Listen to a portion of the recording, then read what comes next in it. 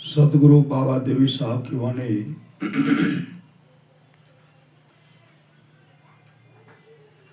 चिता में जलने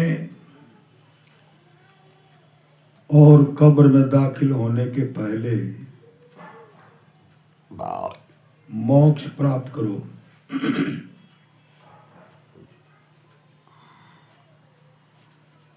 बाबा देवी साहब पुनः कहते हैं, सच्चा शिष्य वह है जो गुरु को परमात्मा की तुल्य जानकर आदर करते हैं। सच्चा शिष्य वह है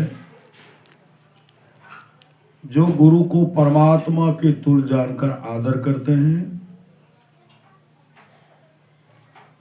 संत सदगुरु महर्षि में ही परमहंस जी महाराज की अमृत वाणी है, यह सुंदर मनुष्य शरीर पाकर जो क्षणिक विषय सुख में लवलीन रहते हुए माते रहते हैं और इसी में अपना कुशल समझते हैं, वे अत्यंत भूल में हैं। पिंड ब्रह्मांड की खोज कोई पक्षी नहीं कर सकता या चार पैर वाला पशु नहीं कर सकता। इसकी खोज मनुष्य कर सकता है, इसके अतिरिक्त दूसरा कोई कर ही नहीं सकता। यह विश्वास मत करो कि केवल भौतिक बात से ही शांति और संतुष्टि मिलेगी। ऐसा कभी नहीं हुआ और न कभी होगा और न कभी होने वाला है। भौतिक संपदा से आज तक किसी को शांति नहीं मिली।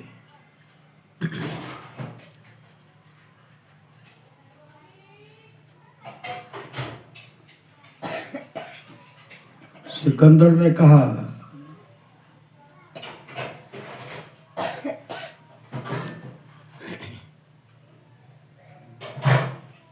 कि मेरा अमूल जीवन चला गया,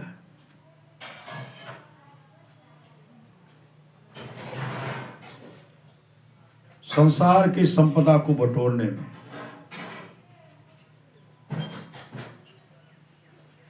अगर हम जानते कि दुनिया के तमाम धन दौलत देने के बाद भी मेरा अपना प्यारा सा श्वास है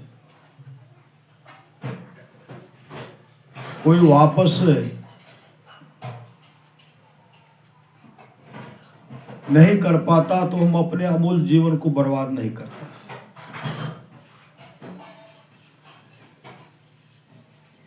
मैं ही झूठा ठहरा। श्री सदगुरु सिकंदर के पास कितना धन था?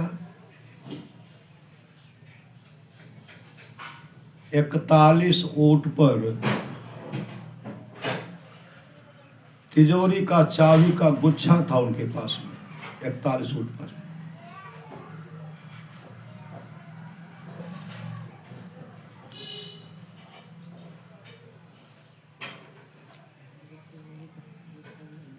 इन तमाम के रहते हुए भी एक एक श्वास के लिए तरस करके चले गए।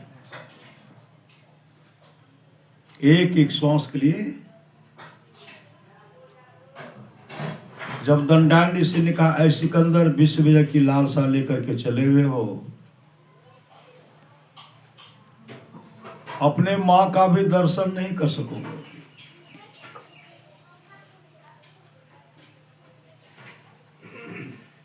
क्योंकि अब तुम्हारे पास वक्त नहीं है, समय नहीं है। मात्र 120 दिन का तुम मेहमान हो। अब तुम अपने मां का भी दर्शन नहीं कर सकते।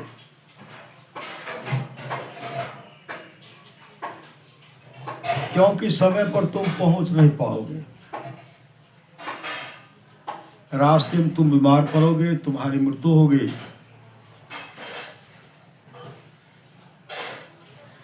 जैसे कहता है कि मां का दर्शन नहीं कर सकोगे, उस समय सिकंदर रोने लगे। क्यों रोने लगे? सिकंदर मातृभक्त थे, माँ का भरपूर सेवा करते थे। महापुरुष की वाणी है, माँ बाप से बढ़कर जग में दूजा नहीं खजाना है। जिसने जन्म दिया रे उसका दिल कभी ना दुखाना। माय बाप से बढ़कर दूजा प्यार नहीं छे, अभागल मानव जकरा माय और बाप नहीं छे। खजांची ने कहा था, ए महाराज, आपकी माँ बहुत लालची है। आपकी माँ बहुत लालची है। आपके माँ को सिर्फ धन चाहिए, धन। क्या चाहिए आपकी माँ को? आपके माँ को धन चाहिए। सिकंदर ने खजांची को डांटते हुए कहा था, बस मेरे माँ के बारे में ऐसा मत कहो। माँ की इच्छा होगी विश्व का तमाम वैभव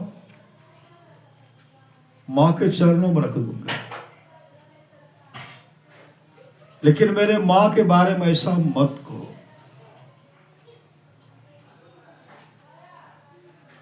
आज सिकंदर अपने माँ का दर्शन करने के लिए ललायत हो रहे हैं कि डॉक्टर मुझे किसी तरह बचा लो, ढेर सारा धन दूंगा, सोना चांदी हीरा जवाहरात का अंबार लगा दूंगा, आधा राज तक दे दूंगा, लेकिन मुझे बचा लो, मुझे मां से मिला दो। डॉक्टर ने कहा, हे विजेता, आप दुनिया की तमाम दौलत मेरे हवाले कर दीजिए, लेकिन आपके श्वास में एक भी श्वास जोड़ने को किसी को ताकत नहीं है। संत कबीर साहब की वाणी है, कहता हूं कहीं जाता हूं, कहीं बजाए ढोल,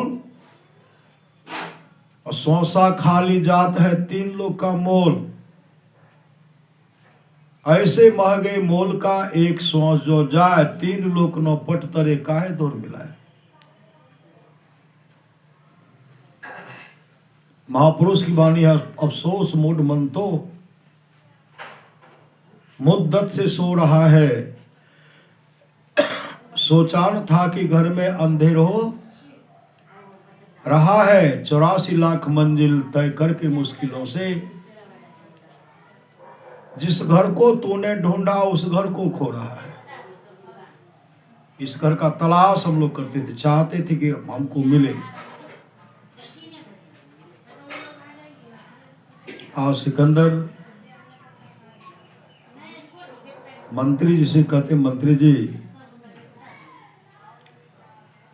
जब इस शरीर से जीवात्मा निकलेगी,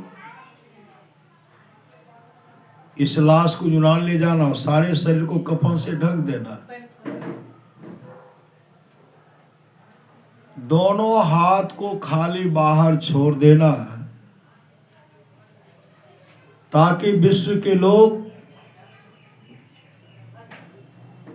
इस पर विचार करें, ज्ञान अर्जन करे।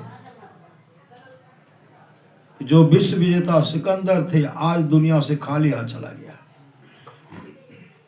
इकट्ठे गढ़ जहां सारे मूल और मुल्कों के मालिक थे, सिकंदर जब चला दुनिया से दोनों हाथ खाली थे। सिकंदर ने मंत्री जी से यह भी कहा था, मेरे लाश के इर्द गिर्द चारों तरफ सोना चांदी हीरा जवाहरात का ढेर रख देना। दफनाने के समय सोना चांदी हीरा जवाहरात का भी ढेर रख देना।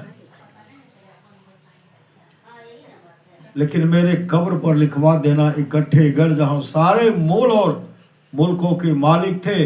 सिकंदर जब चला दुनिया से दोनों हाथ खाली थे, उनकी कब्र पर लिखा हुआ है। लाश को जब अंतःपुर ले गया, एक व्यक्ति कहते, हे महान सम्राट, आप जब बोलते थे तो हम लोग सन्नाटा में रह करके सुना करते थे, चुप रहा करते थे।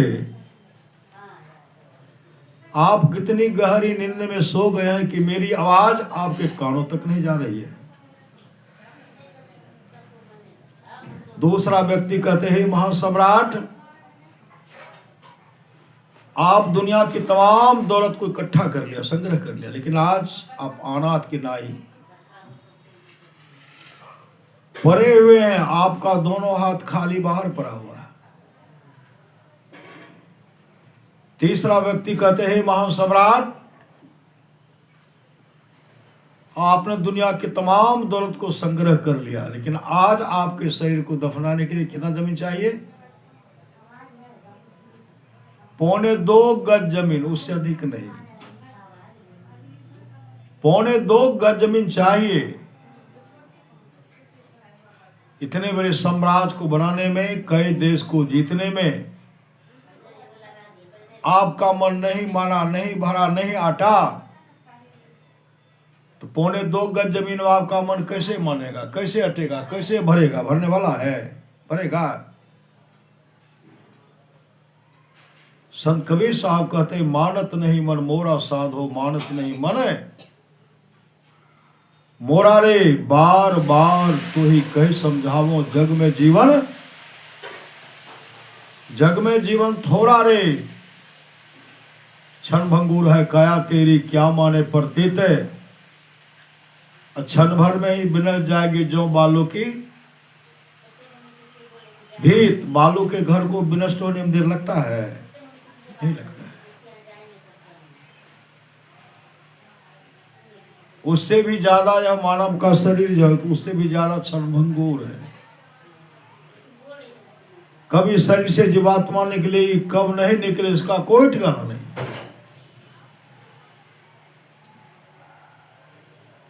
आप लोग जानते होंगे गोपीचंद को। गोपीचंद बहुत सुंदर थे। गोपीचंद बहुत सुंदर थे। पानी में इत्र देते थे, गुलाब का पंखुड़ियां देते थे, तब स्नान करते थे। लेकिन गोपीचंद थे मातृभक्त,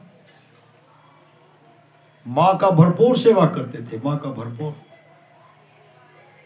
मातृभक्त थे। गोपीचंद स्नान कर रहे थे। गोपीचंद की पत्नी रानी स्नान करा रही थी, मल मल करके, अपने से भी मल रहे थे शरीर। मां छत पर से देख रही थी। देखते देखते मां के आंख से आंसू टपक कर गोपीचंद के शरीर पर गिरा। गोपीचंद छत के ऊपर देखते तो मां रो रही। मां के आंख में आंसू। पुत्र को बर्दाश्त होगा? सुपुत्र को कभी बर्दाश्त नहीं, कुपुत्र को तो बर्दाश्त होगा। श्री सदगुरु, क्योंकि कुपुत्र अपने मां का सेवा नहीं करते, अपने पिता का सेवा नहीं करते। कुपुत्र न मां का सेवा करते, न पिता का सेवा करते हैं। पिता की कृति को, मां की कृति को मिटाने में लगे रहते हैं। जिनके विचार से मां को दुख हो गया, ऐसे को कभी शांति नहीं मिलेगी। श्री सदगुरु, क्योंकि इस धरा धाम पर भगवान राम वशिष्ठ जी का संवाद है।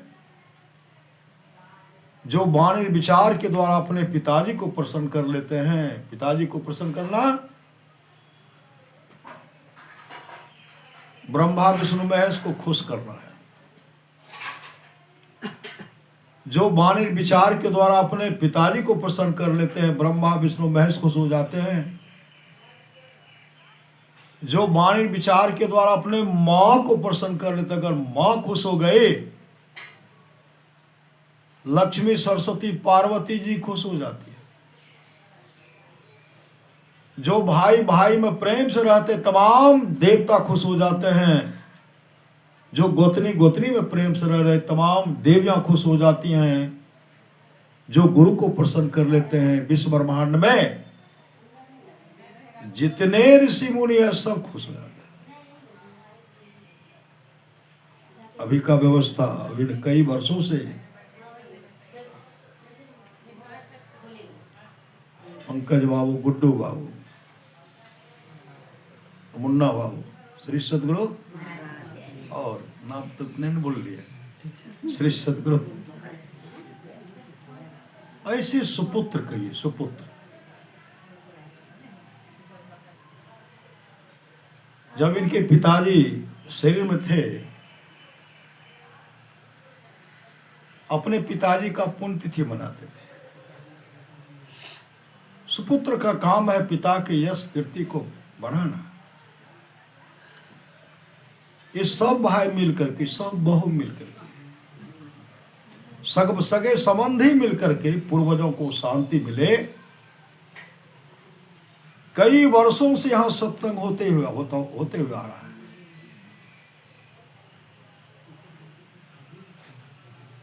राजा कवास का 21 पीढ़ी तक का राजा नरक में पड़ा हुआ था। 21 पीढ़ी तक का राजा नरक पड़ा हुआ था।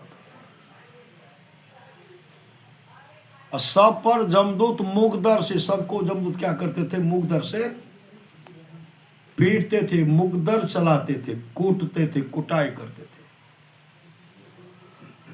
सब चीखते चिल्लाते थे, बचाओ बचाओ बचाओ। 21 पीढ़ी तक का राजा जब चीखने चिल्लाने लगते थे,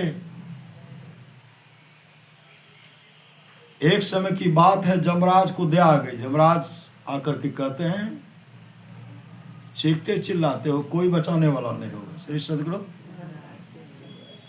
गुरु बिन कौन मिटावे भव दुख, गुरु बिन कौन मिटावे रे, गुरु बिन कौन सहाय नरक में, गुरु बिन कौन सहाय रे। उस समय चीखेंगे, हे भार्या, हे पुत्र, हे कुटुंबियों, कोई तो मुझे जम की मार से बचाओ। कोई बचाने वाला नहीं। जमराज को दया आ गई। 21 पीढ़ी तक का राजा जो नरक में पड़ा हुआ था, उनसे जमराज कहते हैं, राजन क्यों चीख चिल्ला रहे हो? कि महाराज काफी कुटाई हो रही है, कोई उद्धार का मार्ग बताइए। कहा, जब समय मिला तब तो अपने जीवन को सफल सार्थक करने के लिए कोई उपाय नहीं किया। अब तो नरक में पड़े हुए हो, कभी शांति मिलने वाली नहीं है। इतने बिलख बिलख करके रोने लगे ना 21 पीढ़ी तक का राजा। जमराज को दया आ गई। उसी समय जमराज कहते हैं, राजन, आपके वंशज के लोग भजन भेद लेकर के सत्संग करवा देंगे, आप तमाम का उद्धार हो जाएगा। दीक्षा लेकर के सत्संग करवा देंगे, आप तमाम का उद्धार हो जाएगा। 21 पीढ़ी तक का राजा कवास को स्वप्न कहते, कवास, हम लोग सब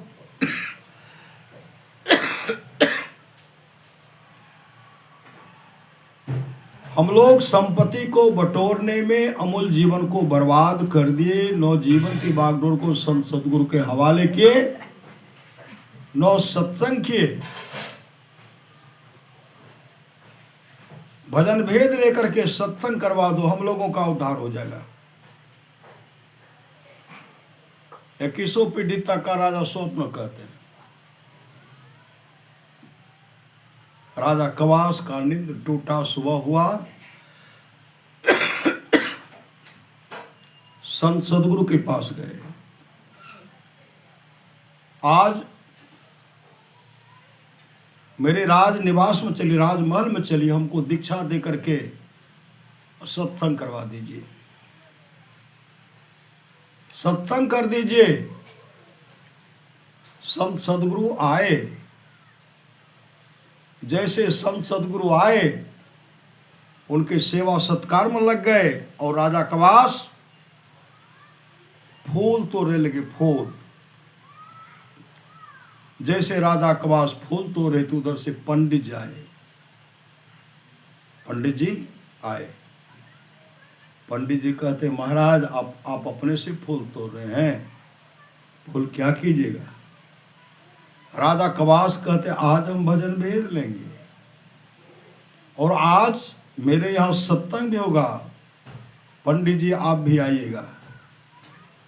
पंडित जी का माथा ठनक गया। श्री सदगुरु एक बार इन राजमहल में सत्यनारायण भगवान का कथा कहते थे तो 1 वर्ष के लिए हम लोगों को भोजन का व्यवस्था किया जाता था। इतना दान करते थे, अन्न वस्त्र धन रुपया पैसा सोना चांदी दान करते थे।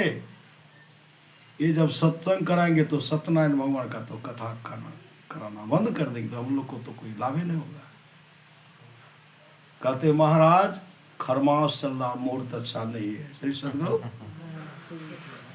मुहूर्त अच्छा नहीं है, मत सत्संग करवाइए, मत भजन भेद लीजिए।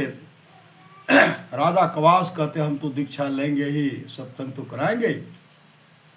उसी समय पंडित जी गए अपने पंडिताय से, कहते अब तो बड़ा समस्या हो गया। कहा क्या हुआ?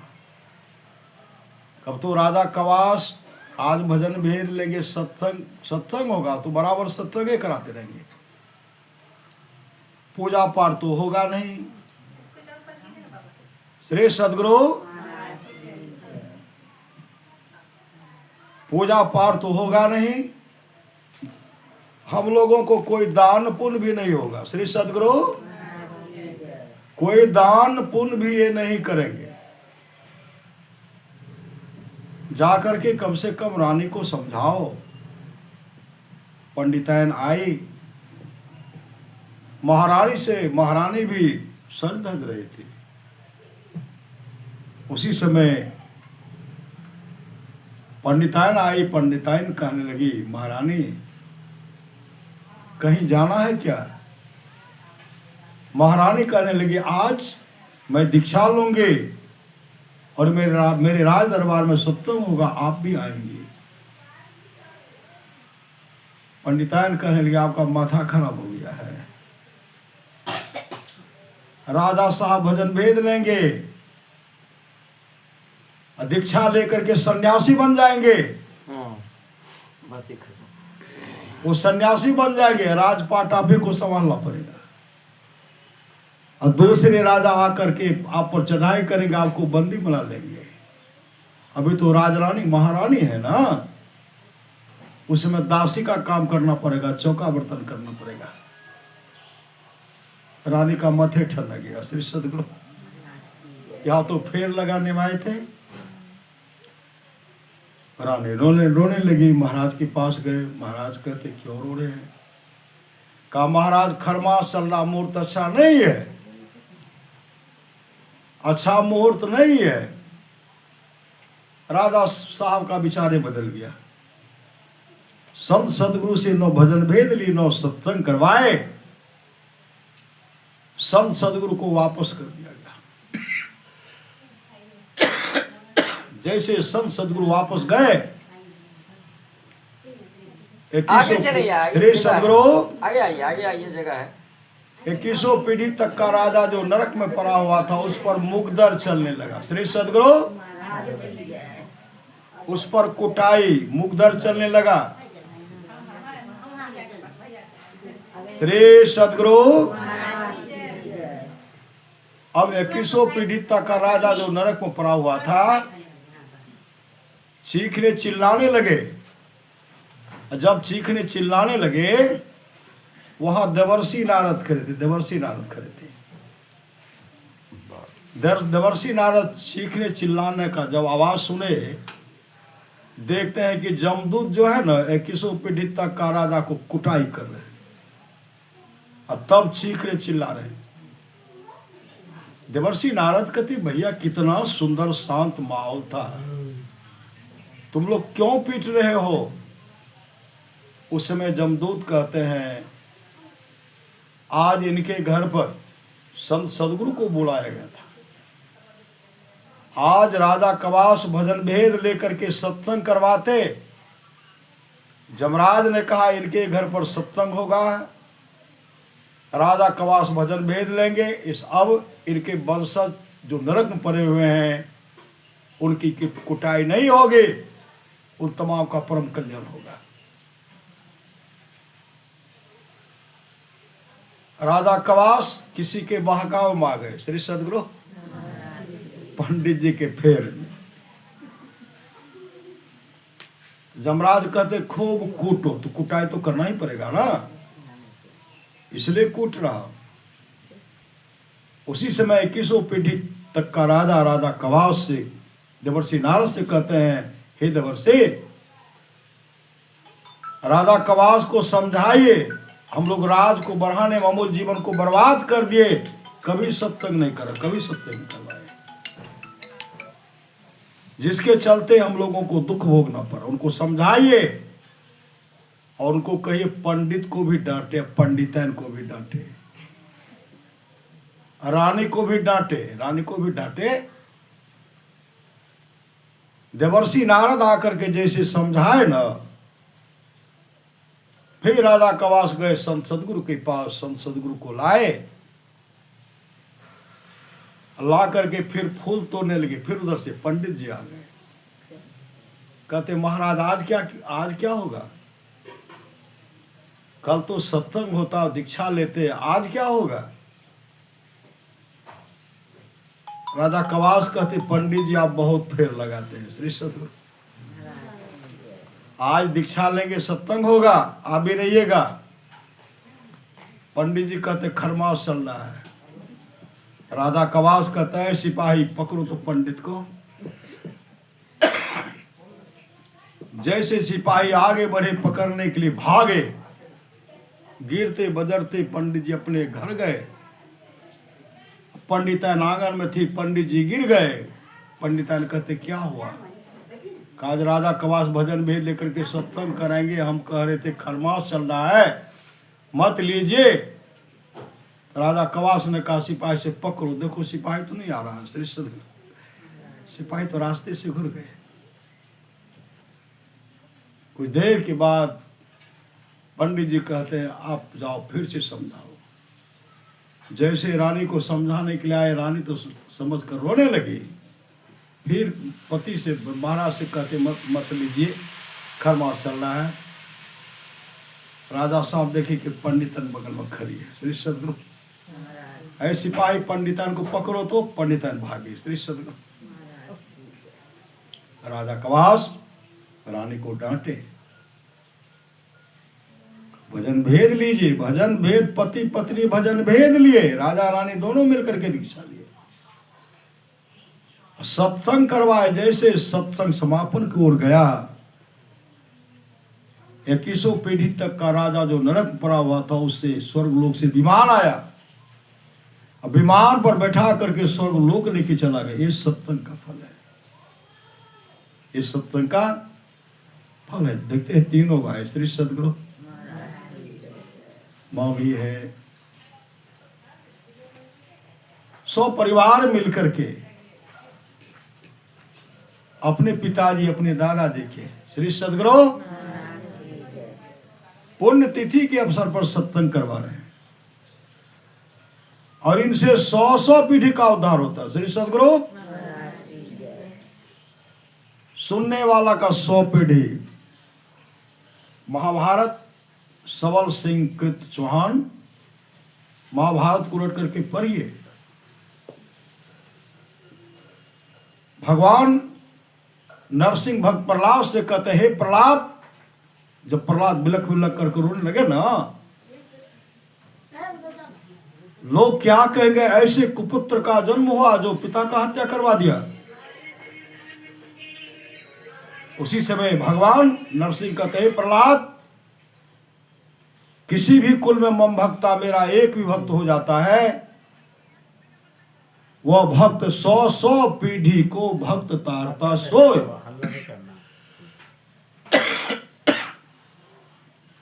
वह भक्त 100 पीढ़ी को तारता है।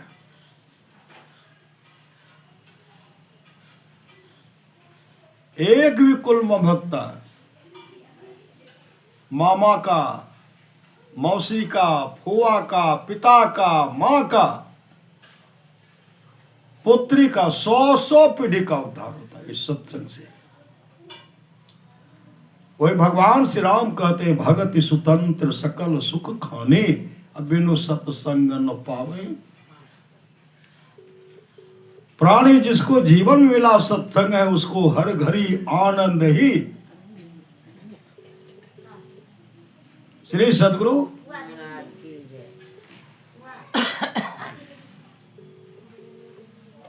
जिसको जीवन में मिला सत्संग है उसको हर घड़ी आनंद ही आनंद है। तो मैं कह रहा था, गोपीचंद स्नान कर रहे थे, शरीर को मल मल करके स्नान कर रहे थे, शरीर पर कहीं खरोंच नहीं लगे। श्री सदगुरु शरीर को मलने में कहीं खरोंच नहीं लगे, मल मल करके स्नान कर रहे थे। मां छत पर से देख रही थी, मां छत पर से देख रही थी।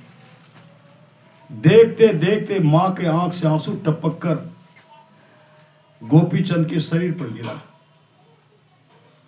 गोपीचंद के शरीर पर जो आंसू गिरा, गोपीचंद छत के ऊपर देखते हैं तो मां रो रही है,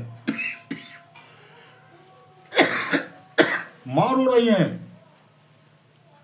दौड़कर गोपीचंद मां के पास गए, चरण में लिपट करके रोने लगे। मां क्यों रो रही हो? गोपीचंद की मां ने कहा, बेटा कोई बात नहीं है। गोपीचंद ने कहा, हे मां आपके आंख में आंसू और कोई बात नहीं, आंसू का कारण बताओ मां, रोने का कारण बताओ।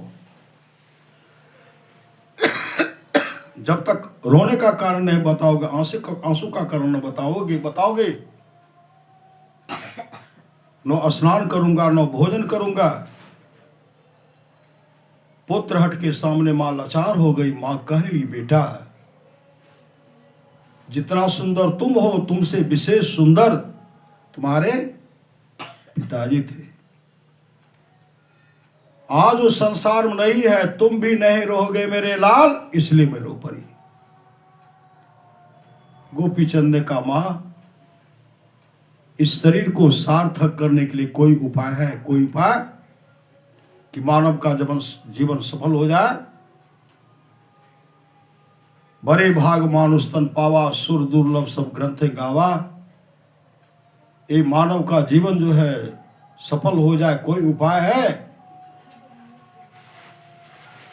गोपीचंद की मां अमृत का उपदेश अपने पुत्र गोपीचंद को सुनाने लगे। गुरु भी तुम्हें पुकार रहे हैं, कर लो नाम अमृत का पान। जन्म मरण से छुट्टी पाकर कर लो अपना चिर कल्याण। यह कंचन सी काया लेकर तू कब तक जी पाओगे? जैसे सब मरते हैं जग में वैसे ही मर जाओगे। मरने से पहले सदगुरु से सदयुक्ति प्राप्त कर लो अगर, तब तुम गोपीचंद सरीखे बन जाओगे अजरबर।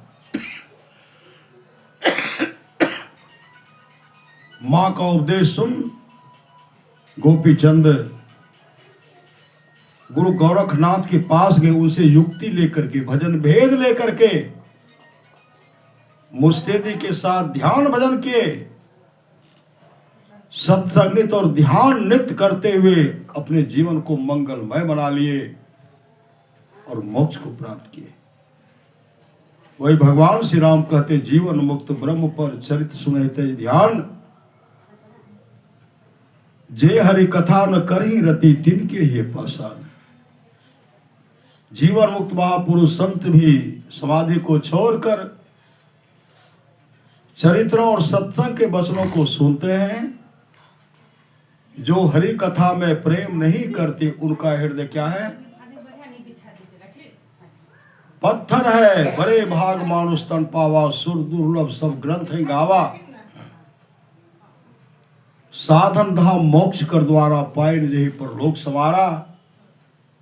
सो परत्र दुख पावे, सिर धुनी धुनी पछताए। काल कर्मेश्वर ही मिथ्या दोष लगा हुआ। परलोक में दुख पाता है, सिर धुन धुन करके पछताता है। काल कर्मेश्वर को झूठी दोष लगाता है। महापुरुष की बाणी जिनके प्रथम पुण्यतिथि के अवसर पर सत्संग होता है, पापी से भी पापी हो, उनकी अच्छी गति होती है, नरक लोक से निकल करके स्वर्ग लोक भेज दिया जाता है। श्री सद्गुरु, ऐसे हम लोग महापुरुष के पुण्यतिथि के अवसर पर सत्संग कर रहे हैं, जो सत्संग के प्रति हमेशा समर्पित रहते थे। हमेशा जब भी आते थे, स्वर्गीय महेंद्र बाबू हमेशा कहते थे कि गुरु महाराज के प्रति, गुरु महाराज का हमेशा संस्मरण सुनाया करते थे। बाबा यहाँ गुरुदेव का दर्शन किए, वहां दर्शन किए, ऐसे किए, वैसे किए। हम लोग श्रद्धा से सुनते थे। महापुरुष की वाणी है, भक्त मरे क्या रोइए, वो तो अपने घर जाए। रोइए साकट बापुर जो हाटो हाट बिकाए। ये तो महान भक्त थे श्री सद्गुरु। अपने घर मतलब गुरु के घर, अपने सचखंड, अपने धाम। ऐसे ऐसे महापुरुष अपने धाम को चले जाते हैं। थोड़ा सा भी सत्संग कम खुराकी के साथ एक शेर जी 10 मिनट तक सत्संग सुने थे श्री सद्गुरु। 10 मिनट। और शेर जी का जब शरीर छूटा, इंद्रलोक की गद्दी मिल गई। श्री सद्गुरु, यहां से सत्संग करके जो जाएंगे ना, स्वर्गलोक का राजा बनता है। श्री सद्गुरु, 10 मिनट सत्संग सुने, इंद्रलोक की प्राप्ति हो गई, वो राजा बन गए। और वहां भी क्या देखते, वहां भी देखते हैं श्री सद्गुरु, वहां भी देखते हैं बहुत लोग एक जगह अलग में। यहाँ अप्सरा सब कहती महाराज नाच गान तो देखिए, नर्तकी कह रहे नाच गान देखिए, लेकिन उनका मन ही नहीं लगता है। श्री सद्गुरु, 10 मिनट सत्संग सुने, इंद्रलोक का राजा बन गया हूं। श्री सद्गुरु, इसके बाद तो नरके में जाना पड़ेगा। इसलिए वो नाच गान नहीं देख रहे। आगे जब मन दोहराते हैं, देखते वहां आगे गए, बहुत बैठे हुए थे, बहुत भक्त बैठे हुए थे। वहां गए, जो कम खुराकी के साथ यहाँ सत्संग किए थे, रास्ते में 10 मिनट तक वह कम खुराकी का सत्संग स्वर्गलोक में हो रहा है। और सत्संग में जाकर के शेर जी बैठ गए, सत्संग सुन रहे हैं। समय हुआ, जमदूत उधर से कह रहे हैं सेठ समय हो गया, आइए। कम खुराकी से कहते हैं शेर जी भैया कम खुराकी, अब तो हमको नरक में जाना पड़ेगा, हमको पुकार रहे हैं, जमदूत पुकार रहे हैं। कम खुराकी का उधर मत देखिए। श्री सद्गुरु, देखना बंद कर दिए। स्वर्गलोक में भी वह सेठ कम खुराकी के साथ 24 घंटे तक सत्संग किए। जब वहां से निकले, कहते अब हमको लेके चलिए। कहाँ? नरक लोक लेके चलिए।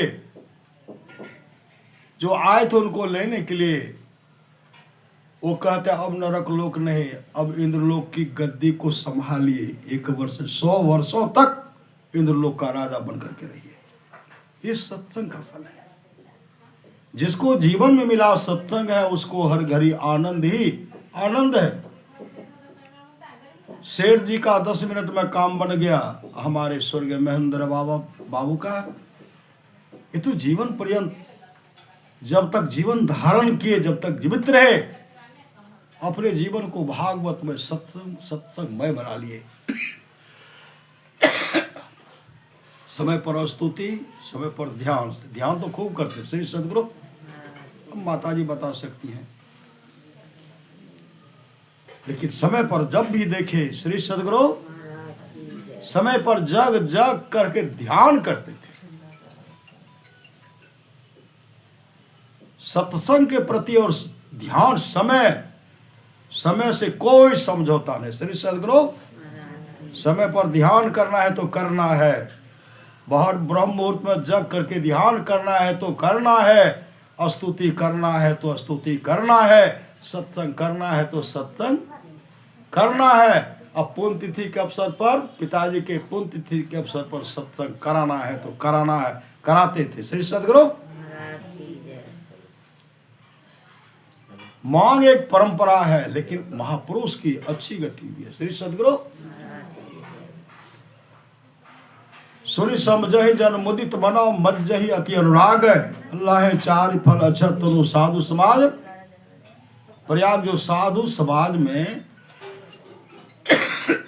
उपदेशों को आनंद मन से सुनकर समझते हैं, वे मानो प्रयाग में अधिक प्रेम के साथ स्नान करते हैं और वे इससे चारों फल अर्थ धर्म काम और मोक्ष शरीर रहते पा लेते हैं। शरीर रहते मोक्ष की दशा, मोक्ष की ओर, निर्वाण की ओर शरीर रहते।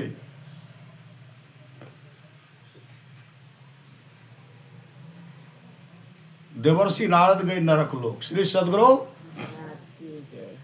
नरक लोक जब गए तो देखते नरक के कुंड में प्राणी पड़ा हुआ है, सिर नीचे पांव ऊपर, नाक और मुंह से विष्ठा स्पर्श, बखाना स्पर्श हो रहा। जमदूत उनके पांव को पकड़ करके विष्ठा के कुंड में डुबाते हैं, बाहर कर डुबाते हैं, बाहर करते हैं, और जब बाहर करते हैं छटपट करते हैं, छटपट कर रहे हैं। नरक में, नरक के कुंड में पड़ा हुआ प्राणी जब देवर्षि नारद को देखे न, अपना मूछ टेढ़ने लगे, मूछ टेढ़ने लगे। देवर्षि नारद तो भैया तुम तो नरक के कुंड में पड़े हुए पखाना का कुंड है, नाक और मुंह से विष्ठा स्पर्श हो रहा, काफी दुर्गंध हो रही है, मूछ क्यों टेढ़ रहे हो? नरक के कुंड में पड़ा हुआ प्राणी कहते हे देवर्षि, आज मेरे घर पर सत्संग हो रहा, आज मेरे घर पर सत्संग हो रहा है। देवर्षि नारद कहते किस खुशी में? नरक के कुंड में पड़ा हुआ प्राणी कहते हैं मेरा पोता माँ के गर्भ में है, सत्संग हो रहा है, जन्म लेगा तब सत्संग होगा, बड़ा होगा तब सत्संग होगा। अब मेरे घर में बराबर सत्संग होता ही रहेगा, इसलिए मैं मोछ टेढ़ रहा हूं। अब नरक में रहने को नहीं है, नहीं है, नहीं है। इस सत्संग का फल है। एक भी भक्त अगर हो जाए तो परम कल्याण कर देता है। भगवान महर्षि रमन जब सत्संग करते थे, उनके सत्संग में गाय आती थी, गाय। एक दिन की बात है, गाय सत्संग में नहीं आई। भगवान महर्षि रमन जब ध्यान करते हैं, आंख बंद करते हैं, पता चल गया गाय जो है जंगल में बीमार पड़ गया। श्री सदगुरु, गाय जंगल में बीमार पड़ गया है। सत्संग समाप्ति के बाद भगवान महर्षि रमन घनघोर जंगल को चल पड़े, घनघोर जंगल। जब घनघोर जंगल गए, गाय अपने गुरुदेव को देख करके रोने लगी। भगवान महर्षि रमन कहते गौमा, आज तू सत्संग में क्यों नहीं गई? गाय रोकर कहने गुरुदेव क्या करूं, आज मेरे शरीर में कष्ट है, पीड़ा है, बुखार है, इसलिए मैं सत्संग नहीं जा पाई। भगवान महर्षि रमन कहते गौमा, कहो तो तुम्हारे शरीर में जो कष्ट है, पीड़ा है, बुखार है, सबको दूर कर दो। गाय रोकर कर नहीं गुरुदेव, अब इस शरीर में रहने की इच्छा लालसा नहीं। बहुत आदमी ने कहे भगवान हमरा एक बित्ता जगह देगा। श्री सदगुरु, हर बार नहीं करना, जगह तो बना हुआ है ना, पहले से मांग क्यों? हाँ? जब तक है जीवन को मंगलमय बनाने के लिए परमात्मा का गुणगान कीजिए, नाम का सुमरन कीजिए। नाम भजा सो जीता जग में, नाम भजा सो जीता। जगह तो बना हुआ। श्री सदगुरु, हर बारी नहीं करना, इसलिए परलोक को मंगलमय बनाने के लिए मौत होगी ना। अधोगति नहीं हो, दुर्गति नहीं हो, परलोक मेरा मंगलमय हो, सुखमय हो, उसके लिए सत्संग कीजिए। सत्संग नित्य ध्यान नित्य कीजिए, इहलोक परलोक दोनों मंगलमय होगा। भगवान महर्षि नमन कहते को मां आज तू सत्संग में क्यों नहीं गई?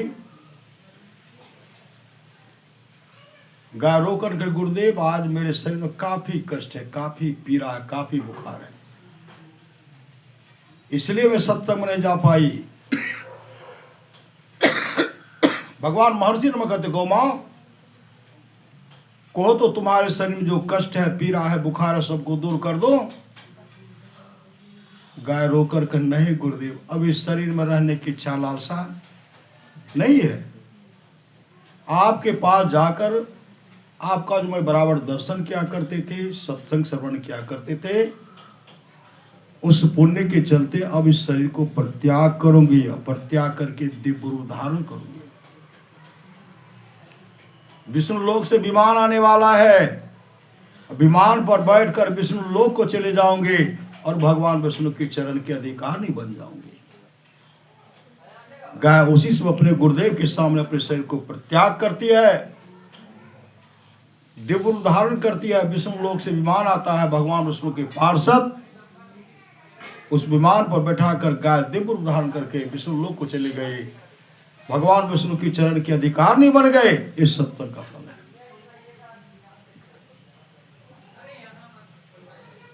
है। परमारास महाराज कहते थोड़ा सा भी सत्संग करो बड़ा लाभ होता, थोड़ा सा भी सत्संग।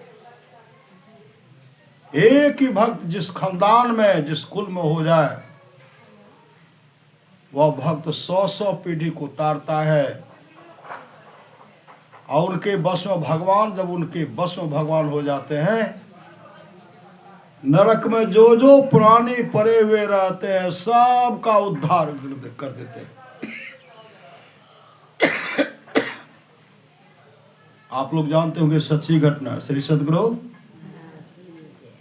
हम लोग घर में गीता का पाठ करते हैं ना, प्रत्येक घर में गीता रहना चाहिए, उसका पाठ होना चाहिए प्रत्येक दिन। रामायण पाठ हो, सत्संगों का पाठ हो, इस पाठ होना चाहिए।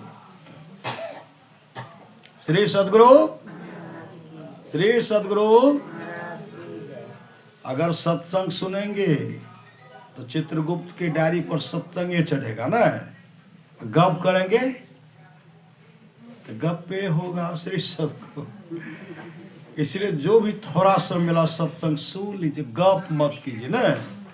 वीडियो बन रहा है ना, ये तो छोटा सा वीडियो, सदगुरु परमात्मा का वीडियो बन रहा है। श्री सद्गुरु, कहाँ कौन क्या कर रहे हैं, पूरा वीडियो बन रहा है। श्री सद्गुरु, एक लड़का था जिसका उम्र हो गया 15 वर्ष, लड़का का उम्र हो गया 15 वर्ष। लड़का बड़ा सदाचारी, बड़ा सदाचारी,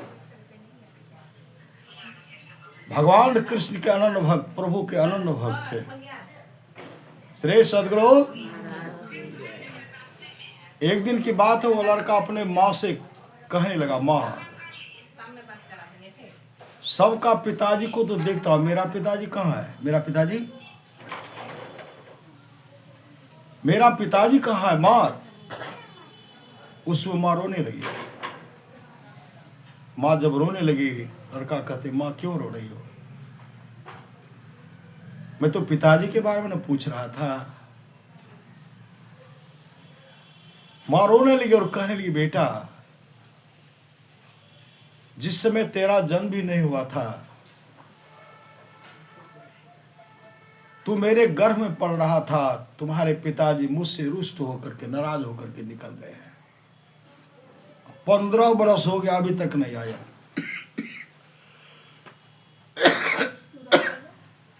श्री सद्गुरु, 15 वर्ष हो गया, अभी तक नहीं आए हैं। तो माँ, पिताजी का क्या नाम है?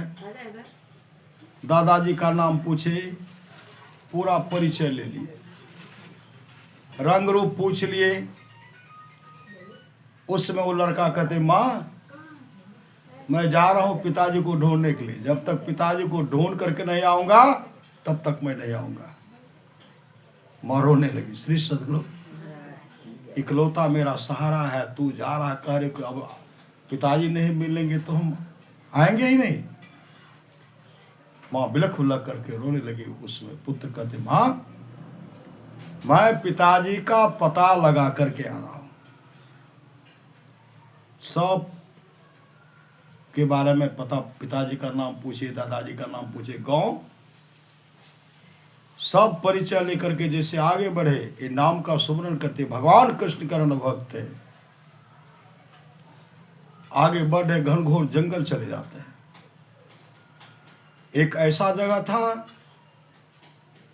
एक ऊंचा जगह था, टीला था। उनके मन में क्या संधु पासना, मतलब दोपहर का समय हो गया था, ध्यान भजन करना चाहिए। उसी समय उस जगह बैठ करके वो ध्यान बैठ गए। श्री सदगुरु ध्यान बैठ गए। जब ध्यान से निवृत्त हुए तो एक सज्जन वहां आ गए। वह सज्जन पूछते हैं, ए बालक, क्या नाम है तुम्हारा? तुम्हारे पिताजी का क्या नाम है? दादाजी का नाम क्या है? और कहाँ के रहने वाले हो? उसमें बालक कहते हैं, मेरा नाम अमुक, अपना नाम बताए, पिताजी का नाम बताए, दादाजी का नाम बताए और गांव का नाम बताए। वो सज्जन कहते, तू फलाना का लड़का है? कहाँ? तो कहाँ जा रहे हो? का अपने पिताजी को ढूंढने के लिए, अपने पिताजी को ढूंढने के लिए जा रहा हूं। उस समय वो सज्जन कहते हैं, अब तुम्हारे पिताजी इस जन्म में तुमको नहीं मिलेंगे। जिस जगह बैठे हुए हो, तुम्हारे पिताजी की संगति अच्छी नहीं थी। पहले तुम्हारे पिताजी के साथ संगति कुछ डाकुओं से हो गए थे, डाका डालने का काम करते थे। उन डाकू का सब छोड़ करके तुम्हारे पिताजी निकल गए, कमाने के ख्याल से निकले बाहर। तुम्हारे पिताजी कमाने के लिए बाहर चले गए। पिताजी, तुम्हारे पिताजी कमा करके आ रहे थे। तुम्हारे पिताजी के पास ढेर सारा धन था, कमा करके आ रहे थे। जिस जगह बैठे हुए हो, तुम्हारे पिताजी का जो संगति अच्छे लोगों से नहीं थी, वो तमाम डाकू बदमाश थे। इसी जगह धन बांट रहे थे, आपस में धन बंटवारा कर रहे थे। डाका डाल करके आए थे और धन का बंटवारा कर रहे थे। उसी समय तुम्हारे पिताजी सो करके गुजर रहे थे। बदमाश सब तुम्हारे पिताजी को पकड़ लिया, पकड़ करके तेरे पिताजी के पास जो धन था सब धन ले लिए। लेकर के विचार करते, इनके भी धन को मिला लेंगे तो हम लोग को और अधिक हो जाएगा, लेकिन इनको जीवित नहीं छोड़ना है। श्री सदगुरु, जीवित छोड़ेंगे तब तो हल्ला कर देंगे। तुम्हारे पिताजी का इसी जगह सब बदमाश ने तुम्हारे पिताजी का हत्या कर दिया। मृत्यु नहीं हुई थी, प्राण चल रहा था, होता हो को। उसी समय उधर से बाघ आया। बाघ, अब बाघ जैसे आया, जो सारे बदमाश जब बाघ को देखते तो सब बदमाश भाग गए यहां से। और तुम्हारे पिताजी को बाघ खा गया, इसी जगह खा गया। जीवन पर्यंत खोजोगे कहीं मिलेगा? इतना सुनने के बाद लड़का रोने लगा। मैं माँ को क्या जवाब दूंगा? माँ से कहा था कि मैं पिताजी को लेकर के आऊंगा। वो सज्जन कहते, रो मत, अपने पिताजी का जाओ, कम से कम श्राद्ध क्रिया तो कर दो, रो मत। उसी समय वो लड़का पुनः ध्यान बैठ गए। श्री सदगुरु, गीता चौथा अध्याय का, गीता का असुरों का पाठ करते हैं। जैसे पाठ करते हैं, पाठ करते करते भयंकर आवाज, विस्फोट, भयंकर आवाज हुई। उस आवाज में प्रेत को देखते हैं। प्रेत का रूप हटता है, उनके पिताजी का रूप का दर्शन होता है। पिताजी का रूप माने जिस रूप को बताए थे उस रूप का दर्शन होता है। पिताजी का रूप हटता है और उसी जगह दिव्य रूप भगवान विष्णु के रूप स्वरूप जैसा वहां प्रकट होता है। उस रूप में प्रकट होता है और प्रकट होते हुए उसी से वैकुंठ लोक से विमान आया। भगवान विष्णु के पार्षद आए, उनको विमान पर बैठा लिए। जैसे विमान पर बैठाए, भगवान विष्णु के पार्षद उनको हरि कीर्तन करते हुए लेके जा रहे थे। वो कहते हैं भगवान विष्णु के पार्षद से, महाराज जिस बालक के चलते आज मेरा परम कल्याण हो रहा है, यहां मैं 15 वर्षों से प्रेत बन करके एक एक बूंद पानी के लिए तड़प रहा था, भोजन के लिए तड़प रहा था।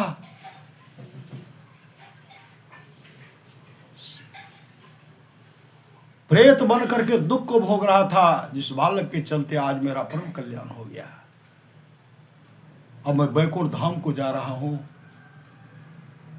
कम से कम इस बालक का परिचय हमको पूछ ले दीजिए, एक बालक कहां का रहने वाला है। विमान को नीचे करते हैं, तब वो कहते हैं, बालक तुम जो आज गीता श्लोक का पाठ किया है, मेरा परम कल्याण हो गया। अब मैं भगवान के धाम को जा रहा हूं। अरे बालक, तुम कौन हो? तुम अपना परिचय देते जाओ। उसमें वो बालक कहते हैं, मेरा नाम अमुक है, मेरे पिताजी का नाम अमुक, मेरे दादाजी का नाम अमुक, मैं अमुक गांव का रहने वाला हूं। उसी समय वो कहते हैं, अरे बालक, तू तो मेरा ही पुत्र है। श्री सद्गुरु, तू मेरा ही पुत्र है। 15 वर्षों से यहां प्रेत बन करके मैं दुख को भोग रहा हूं। अरे मेरे लाल, तुम जो इस तरह का पाठ किया, गीता का पाठ किया, मेरा परम कल्याण होगा, मैं वैकुंठ धाम को जा रहा हूं। अरे मेरे लाल, मेरे बहुत वंशज के लोग नरक में पड़े हुए हैं। तुम मुझे वचन दो, वादा करो, हमारे वंशज के लोग जो नरक में पड़े हुए हैं, मैं सबका उद्धार करूंगा। उसी से वो बालक कहते, पिताजी, मैं अपने सिर्फ वंशज को ही उद्धार नहीं करूंगा, नरक लोक में जितने भी प्राणी पड़े हुए हैं सबका मैं उद्धार करूंगा। मैं प्रतिज्ञा करता हूं पिताजी, हे पिताजी, आपके सामने प्रतिज्ञा करता हूं, तमाम का मैं उद्धार करूंगा। उसी समय हरि कीर्तन करते उनको वहां लेके चले गए। बालक जब आए, अपने घर आए, अपने मां को सारी बात बताए, और उसी समय वो भगवान विष्णु के तपस्या में लग गए। कौन? वो लड़का भगवान विष्णु के तपस्या में लग गए।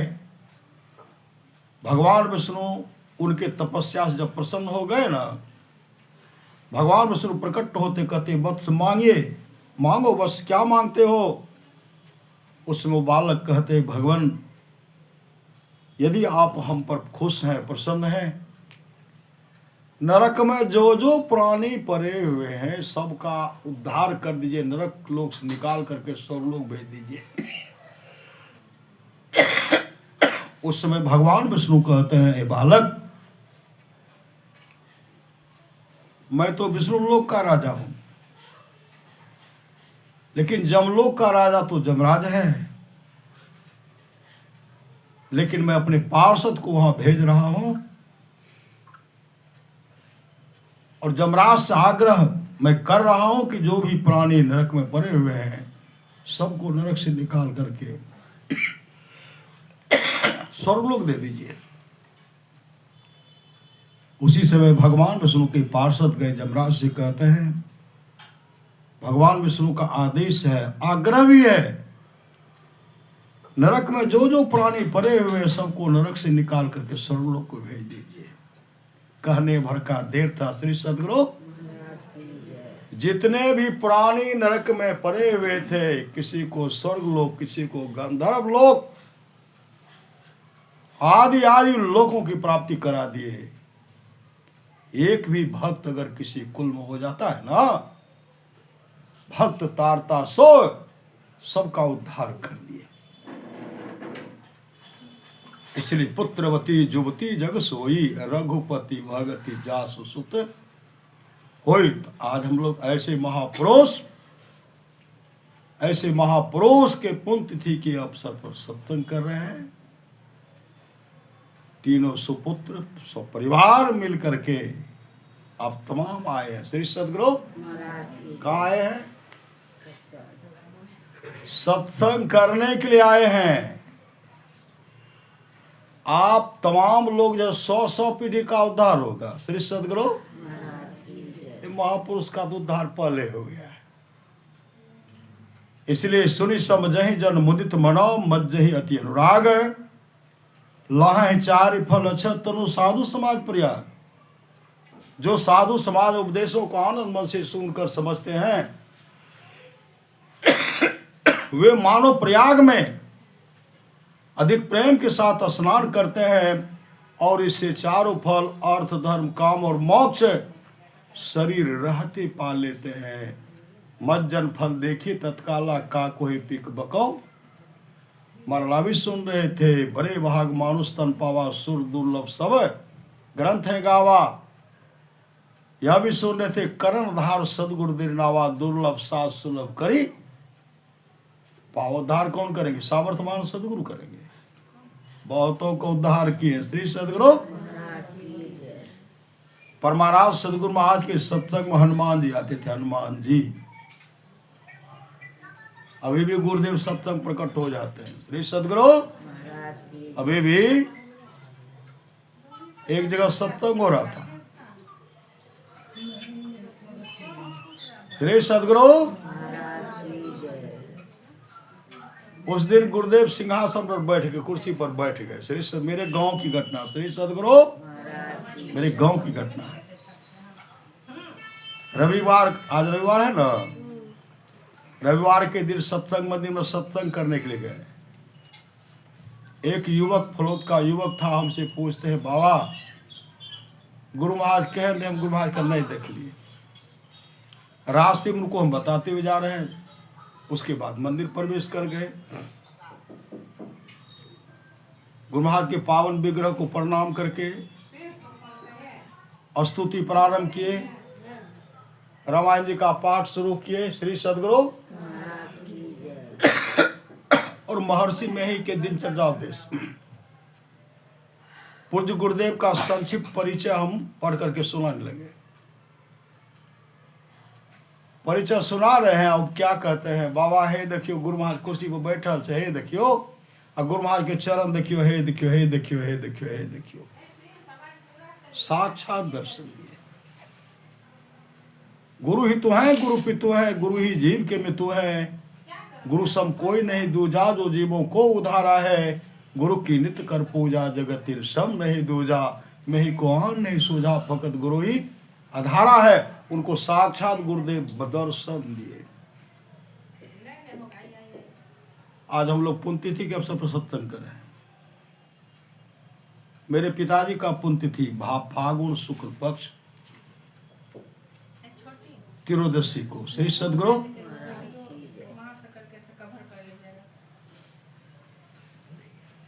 श्री सदगुरु त्रयोदशी को सत्संग किए और चतुर्दशी को प्रातः काल सत्संग कर रहे थे। उसमें हम संस्मरण गुरुदेव का संस्मरण सुनाने लगे और एक भक्त उसमें बैठे तो उठ करके खड़े हो गए, ऐसे हाथ करते हैं। क्या कहते हैं, गौची सत्संग मंदिर में जे गुरु महाराज के हाथ में टेरका लाठी छे, गुरु महाराज के जे फोटो छे, वह गुरु महाराज है खड़ा छे। श्री सदगुरु उनको दर्शन दिए। उनको दर्शन दिए, साक्षात दर्शन दिए। मेरे गांव की ओर घटना है। श्री सदगुरु शनिवार को साप्ताहिक सत्संग एक अपने गांव में कर रहे थे। स्तुति किए, गुरु विनती किए, ध्यान किए। जैसे स्तुति शुरू करते हैं, स्तुति शुरू किए ना, वो अपने बरामदे पर बैठे थे गमेंद्र बाबू, कहते धीरेन्द्र, उधर हम देखने लगे, स्तुति जी कर रहे, उधर देख रहे हैं। बाद में नजर दौड़ाए तो कुछ बोलते नहीं, धारा पर आंसू बहा रहे हैं, आंसू बहा रहे हैं। बीच बीच में हमको देख रहे, धारा पर आंसू बहा रहे हैं। स्तुति किए, गुरु विनती किए, ध्यान किए, रामायण जी का पाठ किए। बंदो गुरुपद कंज कृपा सिंधु न रूप भरिया, बंदो गुरुपद पदों में परागाई पाठ किए। शांति संदेश का प्रवचन पढ़ करके सुना। बहुत सत्संगी सब आए थे उसमें, बहुत आए थे। हम सुना रहे। उसके बाद सब प्रवचन किए, भजमन सतगुरु किए, आरती किए। श्री सदगुरु आरती करने के बाद ना कहते हम लोग श्री सदगुरु महाराज की जय, आंख बंद कर लेते हैं ना, आंख बंद कर लिए। उसके बाद वो वहां से उठ करके आए और रोते हुए कहते हैं, गुरु महाराज ले सत्संग में बैठियो टाल नहीं कहलो। श्री सदगुरु अही रास्ता से जखनी सब संतन की बड़ी बलिहारी के जो गुरु महाराज अही रास्ता से लो, टेरका लाठी लेके आगे में लाठी ना के खड़ा करके सबके देखे रह, सबके देखे रह। अभी आरती के बाद गुरु महाराज कन्हे गेले। हम कहलिए धीरेन्द्र तो एक बेर देख लो, लेकिन हमारा मुँह के आवाजे गायब भए गेल।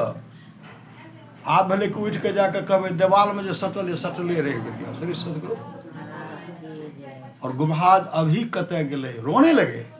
ऐसी सामर्थ्यवान सदगुरु। पूर्णिया की सच्ची घटना है। प्रभात कॉलोनी है ना, प्रभात कॉलोनी, एक राम रतन शाह जी हैं, राम रतन शाह जी। उनके हम सत्संग करने के लिए गए। उनको हम संस्मरण, गुरुदेव का संस्मरण हम सुना रहे थे। राम रतन बाबू की पत्नी रोने लगी, कहने लगी, बाबा सही कहै छै, गुरु महाराज प्रकट भए जाइ छै। हमर लड़का बीमार पड़ गए, वो बिलख बिलख करके रोके करे थे। डॉक्टर के पास पूर्णिया में गेलिए, पेट में दर्द, छाती में लहर, दवाई दे रहल छै, लेकिन रोग दूर नहीं भए रहल छै। डॉक्टर साहब कहल के आब लाग छै, अब लगता है कि बाहर ही ले जाना पड़ेगा, तब तक इसको ले जाइए। हम इलाज किए लेकिन ठीक नहीं हो रहा। वो घर आकर के बिलख बिलख करके रोने लगी और रोते हुए कहते, गुरु महाराज हमरा हमर बेटा चाहिए। हमरा की चाहिए? हमरा हमर बेटा चाहिए। हमर बेटा के रोग के दूर कर दियो गुरु महाराज। गुरु महाराज के पावन तस्वीर के देख के कैन के वो सुत रह, कल के बाबा हम सुत रह, नींद थे लेकिन देख रहा छे। आवाज है छे, उठ उठ। आंख जब खोले छे तो गुरु महाराज सामना में टरका लाठी लेकर खड़ा छे। हमरा घर में जो तस्वीर छे वह गुरु महाराज लाठी लेकर खड़ा भए गेल। उठ, स्तुति कर। श्री सदगुरु स्तुति कर। हम गुरु महाराज को प्रणाम के लिए गुरु महाराज के बैठे दिल, गुरु महाराज बैठले, स्तुति कर। हम चल गए अंदर, जे जाए रहे गुरु महाराज के कते जाए छ, कल के हुजूर जा रहे पदावली लावे, पदावली के देख के स्तुति करबे। मुजवान याद नहीं छे, मुजवान याद नहीं छ जी? नहीं, अच्छा जा, आज देख के स्तुति क्या ले, काल से मुजवानिए याद रहते। पदावली ला करके गुरुदेव कुर्सी पर बैठे हुए हैं और बहन बैठ करके स्तुति की, गुरु महाराज में स्तुति किए। ई भजन गाओ, गब्बाए भजन उनसे गब्बाए, पदावली से भजन गब्बाए, आरती कर, आरती करवाए। पूज्य गुरुदेव कहते अब हम जाए छियो, तोहर बेटा ठीक भए गेल, कोई बीमारी नहीं छो। श्री सदगुरु तोहर बेटा ठीक भए गेल, तोरा बेटा के कोई बीमारी नहीं छो, कतौ ला कर नहीं के जाए के छे। गुरुदेव अंतर्धान हो गए, तस्वीरें में समा गए। श्री सदगुरु तस्वीर में समा गए। ऐसे सामर्थ्यवान सदगुरु हैं।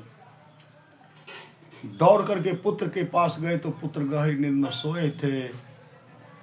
जब सो करके लड़का उठते हैं तो नुनू कतो नहीं छे, दर्द हमार बीमारी दूर भए गेलो। श्री सदगुरु इतने सामर्थ्यवान सदगुरु हैं। गुरु सतगुरु समहित नहीं को, निस्दिन करिए सेव है, तन मन आत्म रक्षक है, गुरु गुरु ही के नाम एक लेब है। माता होते बड़ी छो करने तो पिता होता अधिक भलाई है, कुल मालिक होते बड़ी कृपाधार है, गुरु समना ही सहाय है। तन मन आत्म पद पर बारिये, गुरु हित पर तर नाई है।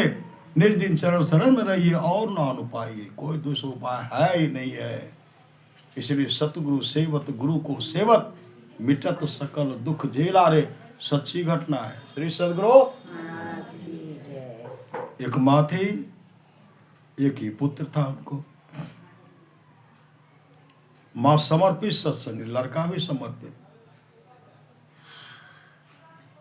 अभी का समय है, लोग अपने दुख से उतना दुखित नहीं है जितना के दूसरे के सुख से दुखित है। क्या बढ़िया से रहे छे ई जलन। श्री सदगुरु यह जलन, इस तरह का जलन नहीं रखना चाहिए। क्या कि एकाएक उनके यहाँ कई बदमाश आ गए और मां गुरुदेव के तस्वीर के सामने बैठ करके ध्यान कर देते। उनके बेटा को पकड़ लिया, अब बदमाश लेके चल दिए। मां आंख खोलती है तो बदमाश उनके पुत्र को पकड़ के ले जा रहे हैं। बदमाश के समान आत्मा समान सब है। श्री सदगुरु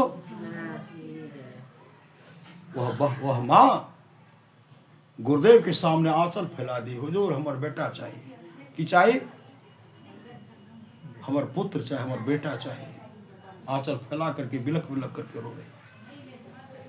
बदमाश लेके पकड़ के लेके चले गए। बदमाश कहते हैं इनको एक काम करो, गोली मार दो, नहीं तो हत्या कर दो। उसमें से कुछ कहते नहीं इनको दोहरा दोहरा करके मारना है। श्री सदगुरु इनको दोहरा दोहरा करके इसको मारना है। वहां गए, कहते दौड़ो। वो लड़का को दोहरा रहे हैं, कभी इधर से गोली कभी उधर से गोली। श्री सदगुरु कभी इधर से गोली कभी इधर से गोली। लड़का दौड़ रहा है।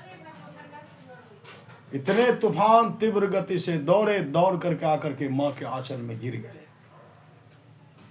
मां ऐसे पंजा लिए, बेटा तुमको बदमाश लेके चला गया था। कहा मां बदमाश गोली चलाते मेरे पीछे आ रहे हैं। मां किवाड़ को बंद कर लिए। कहते मां हमार गुरु महाराज रक्षा कर दिल के। कल के जखन इस तरह बदमाश पकड़ के ला गल तखन से आंचल हम फैले न छिए। गुरु महाराज बेटा चाहिए बड़ा। श्री सदगुरु इतने सामर्थ्यवान सदगुरु हैं।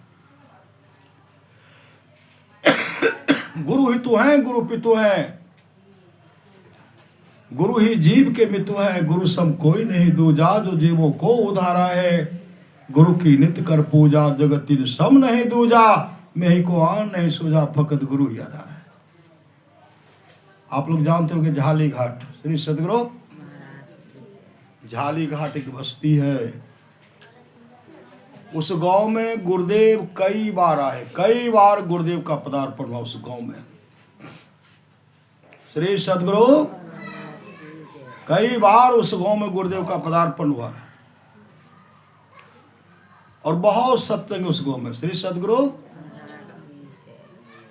एक सत्संगी है जगदीश बाबू, जगदीश यादव जी। श्री सदगुरु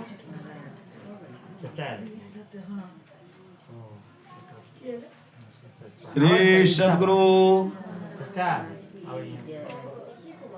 वो क्या किए श्री सदगुरु?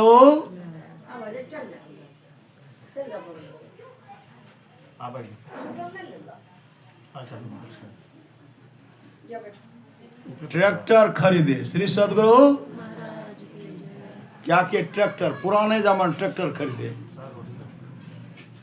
श्री सदगुरु वो ट्रैक्टर खरीदे पुराने जमाने में। पूरे इलाका मोहल्ला हो गया। जगदीश बाबू एहन गाड़ी लावलके नहीं है। 18 हलवा जरा जोते ने, 18 हलवा के एके गो जीत रहा है। 18 फाड़ी वाला था।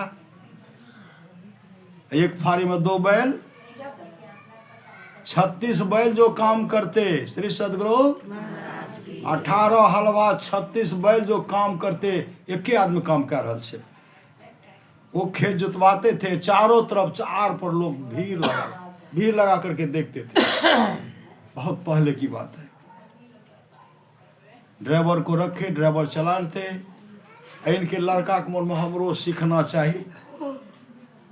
लड़का भी सीख लिए, लड़का चलाने लगे।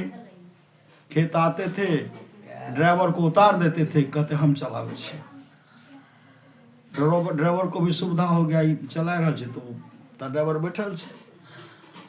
एक दिन की बात है, वो खेत जोत करके जा रहे थे, अंधेरा हो गया। श्री सदगुरु नहर के बगल होकर के जा रहे थे। नहर के सड़क था, सड़क के बगल में एक नहर था। ऐसा पलटी खाया। श्री सदगुरु ट्रैक्टर का हैंडल जो है, हैंडल कैसे है, स्टीयरिंग, ऐसे उल्टा तो लड़का का सीना पर स्टिंग आ गया। ट्रैक्टर चारों चक्का ऊपर, चक्का ऊपर है, पूरे दबाव है। वो समझ गए कि अब हम नहीं बचेंगे, कोई हमरा देखे वाला के अते। अंधेरा भए गेलै। श्री सदगुरु अंधेरा भए गेलै। ओ मंत्र जपै छै, गुरु महाराज के सुमरन करे छै। शोरगुल समाप्त, कोई नहीं। अब समझ गए कब हमारी मृत्यु होगी, अब हम नहीं बचेंगे। श्री सदगुरु कुछ बालक का आवाज होता है। उसी समय श्री सदगुरु, श्री सदगुरु उसी समय क्या कर देखते हैं, गुरु महाराज वहां आए। गुरु महाराज आए, टेढ़का लाठी को उसमें घुसा दिए। वृद्ध के रूप में आए, टेढ़का लाठी को घुसाए, ऐसे उलट दिए। सीने पर से जा है स्टीयरिंग हट गया। श्री सदगुरु गाड़ी पर से उतर गए, गाड़ी चढ़े, फिर चल दिए। कौन रक्षा किए? कौन रक्षा किए? सामर्थ्यवान सदगुरु। 3 लोक नो खंड में गुरु ते बरा न कोई, करता करे न कर सके, गुरु करे ते हो। राम कृष्ण सौ को बरो, तीन हो तो गुरु किन। 3 लोक के वे धनी जो गुरु आगे अधीन। इसलिए अपने जीवन के बागडोर को सामर्थ्यवान सदगुरु के हवाले कीजिए। कल्याण कैसे होगा? सत्संग से उद्धार होगा। श्रीमद् भागवत महापुराण को रट करके पढ़िए। श्री सदगुरु श्रीमद् भागवत गीता महापुराण है। श्रीमद् भागवत महापुराण आप लोग सुने होंगे कई बार। श्री सदगुरु टीवी में तो आप लोग देखवे करते हैं ना, भागवत कथा सुनते हैं ना। गौकर धुंधकारी का प्रसंग सुने। गौकर धुंधकारी का प्रसंग। धुंधकारी दुराचारी था। श्री सदगुरु दुराचारी। कैसा दुराचारी? मां से रुपया लेते थे। जब तक मां के पास रुपया रहा तब तो मां देती गई। अब रुपया नहीं है तो मां से कहते रुपया दो, तो मां कहने लगी मेरे पास रुपया नहीं है। मां भोजन बना रही थी चेला से, उसमें आग लगी हुई है। उस चेला से मां को यहां मारते हैं। बराबर माँ के साथ अच्छा व्यवहार नहीं करते थे। जैसे मारते माँ दौड़ गए, दौड़ करके कुएं में गिर गए। श्री सदगुरु कुएं में कूद करके आत्महत्या कर ली माँ। लेकिन ये दुराचारी अपने विचार को कभी नहीं बदल सके। पिताजी को मारने के लिए दौड़े। पिताजी अपने पुत्र गौकर्ण के पास गए, गौकर्ण बचाए। गौकर्ण कहते पिताजी इस पापी के हाथ से मरने से अच्छा है कि आप जंगल में जाकर के तपस्या कर ली। माँ भी तो चल बसी संसार से। किस फेर में पड़े हुए हैं, किस मोह में पड़े हुए हैं। इस कुपुत्र मोह को छोड़िए, जंगल में जाकर के आप तपस्या कीजिए। अरे अपने जीवन को सफल सार्थक कर लीजिए पिताजी। गौकर्ण अपने पिता को उपदेश करते हैं। पिताजी चले गए जंगल में जाकर के मुस्तैदी के साथ ध्यान भजन किए। पिताजी मोक्ष को प्राप्त किए। मोक्ष। गौकर्ण भी भगवान का भक्त था। ये भगवान के भक्त में लगे रहते थे। भल कर बास नरक करता था, दुष्ट संग जरि देहु। विधाता है परमात्मा, नरक का वास अच्छा है लेकिन दुष्ट का संगति अच्छा नहीं है। गौकर्ण सत्संग भजन कर रहे हैं। ये दुराचारी, न घर पर माँ है, न भाई है, न पिताजी है, तमाम बेश्या को ला करके घर में रख दिए। श्रीमद्भागवत महापुराण को लट करके पढ़िए। उनका भरण पोषण करेंगे ना। इस यहाँ डकैती, वहां चोरी, इसके घर में लूट, उनका हत्या, एक करके बराबर डाका डालते थे। एक दिन राजा साहब के घर में डाका डाले, धन सुतरा तमाम गट्ठर बांध करके ला दिए। अब बेश्या से कहते अब सुखमय जीवन व्यतीत करो, अब कमने वाला नहीं है, फिर व्यवस्था करूंगा। बेश्या को क्या चाहिए? धन चाहिए। उनको धन मिल गया। ये तमाम कई बेश्याएं थे, आपस में विचार करती हैं हम लोगों को तो धन चाहिए, धन तो आ गया। ये इधर डाका उधर चोरी डकैती करते, अगर ये पकड़ा जाएंगे तो आएंगे यहाँ आएंगे तो हम लोग पकड़ा जाएंगे। हम लोग को तो धन मिल ही गया। इस पापी के चलते इस पापी को राजा के द्वारा दंडित किया जाएगा। तो हम लोग को भी दुख भोगना पड़ेगा। इसलिए इन दुष्ट का काम है तमाम कर देना। कई बेश्या मिल करके रात में कोई ये हाथ, कोई वो हाथ, कोई पांव, कोई माथा, कोई सीने पर बैठ करके, लोरी नहीं होता, लोरी से कुटाई कर रहे हैं। श्री सदगुरु हाथ पांव को बांध दिए, मुंह पर पट्टी बांध दिए, खूब कुट रहे हैं, आवाजें नहीं निकल रहा है। श्री सदगुरु 10 के लाठी 1 के बोझ, पूरा बोझा हो गया, कुट दिए कस करके। अब शरीर से आत्मा निकल नहीं रही। श्री सदगुरु अंत में किरासन तेल उन पर डाल करके आग लगा दिए, फिर भी प्राण नहीं निकल रही है। श्री सदगुरु शरीर जल गया। अंत में सब बेश्या मिल करके आंगन में गड्ढा खोद करके गाड़ दिए, जिंदा गाड़ दिए। श्री सदगुरु जिंदा गाड़ दिए, मिट्टी डाल करके सब सामान लेकर के चल दिए, चले गए। अब तो गांव का बन गया प्रेत। अभी सुन रहे थे ना, प्रेत को 1 बूंद पानी पीने में 1 बरस लगता है। श्री सदगुरु किनको लगता है? कौन प्रेत जोनि को प्राप्त करते हैं? श्री सदगुरु मार्कंडे पुराण को लेकर के पढ़िए, गरुड़ पुराण को पढ़िए। मार्कंडे पुराण में आया है, श्री सदगुरु जो सुंदर सुंदर भोजन बना करके, सुंदर सुंदर भोजन बना लेते हैं चुपके चुपके। नूनू रे दादी कहाँ छो? दादी है वो रास्ता बैठल छो। और दादा तो गेलो ने, चुपके पप्पा तो गेलो कुछ लावे ले, तब कढ़ी बड़ी बना करके अच्छा चीज गरुड़ पुराण को, मार्कंडे पुराण को चुपके चुप डालते हैं मुंह में। अरे तो मुंह पोछ लो कि आप लोग को नहीं करे, जिधर होता वो वहां के लिए कर रहा सदगुरु, आप लोग को नहीं कर सदगुरु चुप्पे चाप डाल दिए, दे दिए इसमें दादा के लिए बचबे के लिए। अब बचते फिर अपना न खेते, फिर दादियों के लिए नहीं है। अब पप्पा तू नहीं गलो यो की बनले दुल्हन है, जे बनले दलिए खइयो न।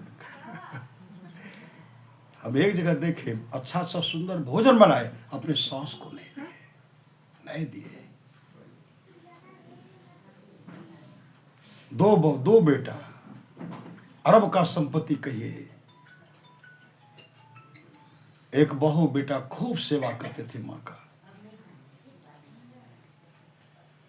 जब छोटकी बहू चल गई नहरा नहीं छे, एकाएक माँ घर से निकली, एक सत्संगिनी मिल गए।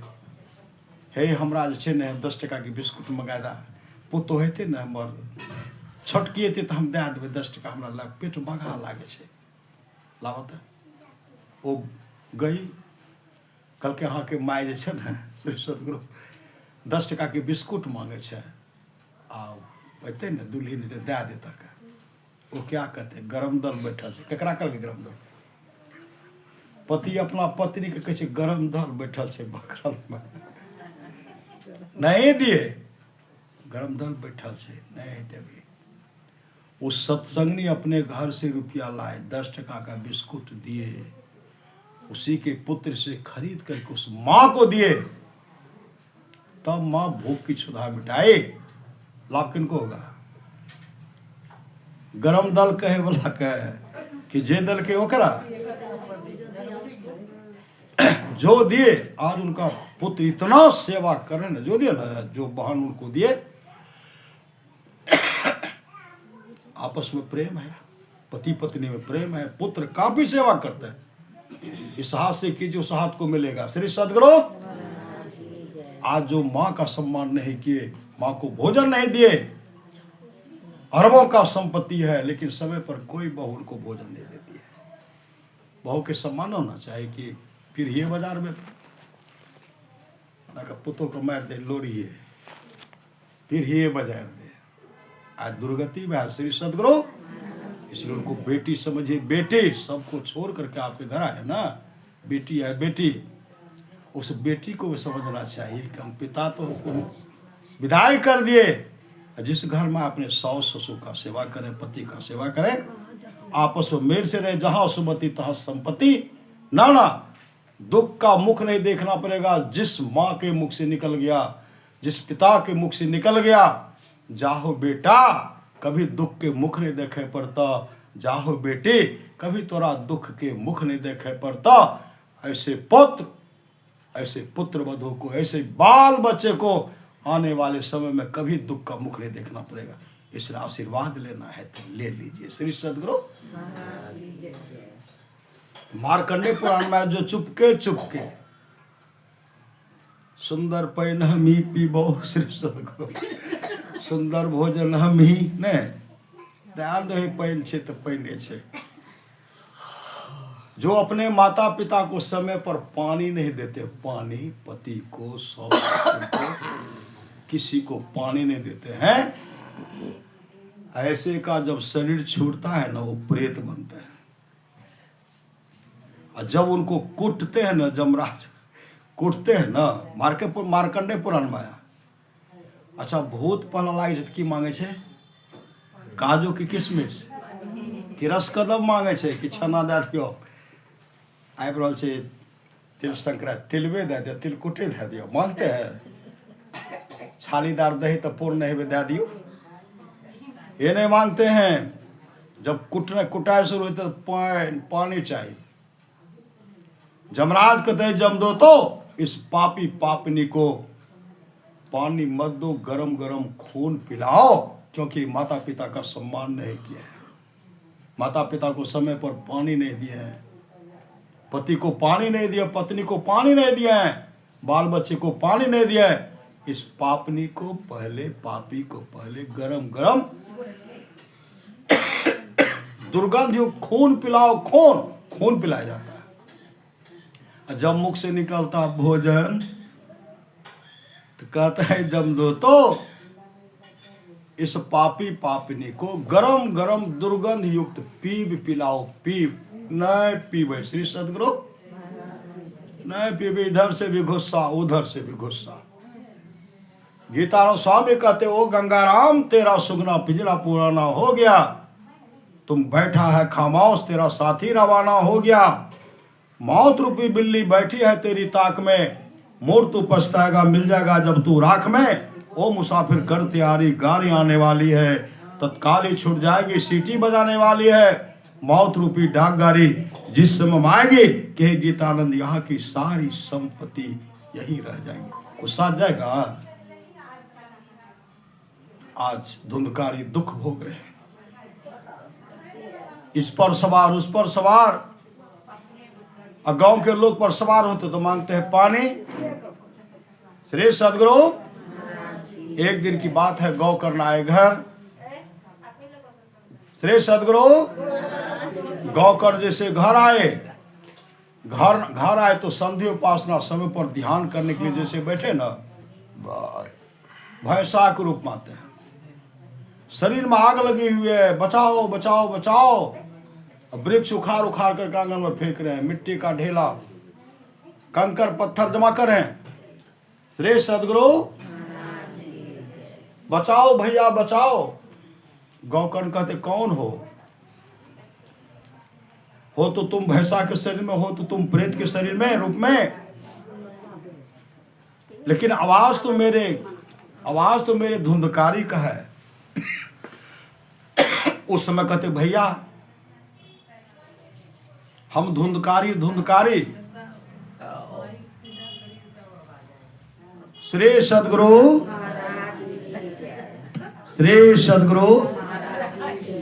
धुंधकारी तुम्हारी ये दुर्गति। उसमें धुंधकारी कहते भैया काफी दुख भोग रहा हूं। गौकर्ण कहते तुम्हारे लिए तो गया में पिंडदान, हरिद्वार में पिंडदान, कई जगह पिंडदान क्या तुम्हारे आत्मा के शांति के हेतु। धुंधकारी कहते भैया उससे हमको शांति नहीं मिलेगी, मुक्ति नहीं मिलेगी। कहते तब क्या करना पड़ेगा। तो धुंधकारी कहते भैया मेरे लिए भागवत कथा, मेरे लिए सत्संग कर दीजिए। वो भागवत कथा हुआ था 7 दिन के लिए, ये 1 दिन का है। श्री सदगुरु मेरे लिए भागवत कथा, मेरे लिए सत्संग करवा दीजिए। गौकर्ण कहते सुबह होगा तब तो जाओ, कम से कम कहीं शांति से रहो। कहा भैया शांति कहाँ मिल रही है, बेचैन हो, काफी दुख भोग रहा हूं। सुबह जब हुआ, सुबह होने के बाद गौकर्ण पूरे गांव के लोग को बैठाए, बैठा करके कहते मेरा धुंधकारी प्रेत बन गया। श्री सदगुरु मेरा धुंधकारी प्रेत बन गया है, उनकी आत्मा की शांति को हम भागवत कथा कराना चाहते हैं। आप तमाम हमको मदद कीजिए। जैसे कहते मेरा धुंधकारी प्रेत बन गया, तमाम गांव के लोग कहते धुंधकारी तो इस पर भी सवार, उस पर भी सवार, धुंधकारी तो पूरे को परेशान कर दे। ऐसा उपाय कीजिए कि यह किसी को तबाह नहीं करे। तो गौकर्ण कहते इसके लिए सत्संग कराना पड़ेगा, भागवत कथा। भागवत कथा का आयोजन किया गया। श्री सदगुरु गौकर्ण मंचासीन है और तमाम भक्त श्रोता सब बैठे हुए। श्री सदगुरु तमाम बैठे हुए हैं।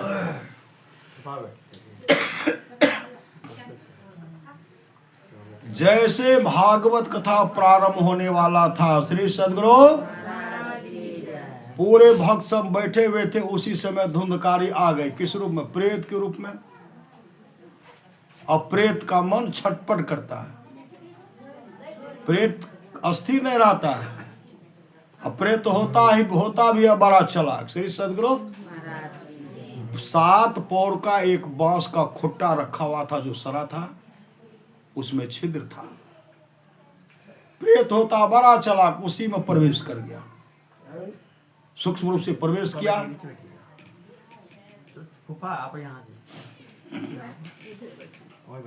श्री सदगुरु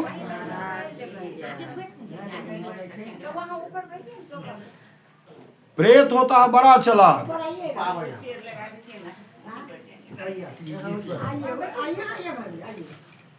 श्री सदगुरु, श्री सदगुरु, श्री सदगुरु। प्रेत होता बड़ा चालाक, उसमें प्रवेश कर गए।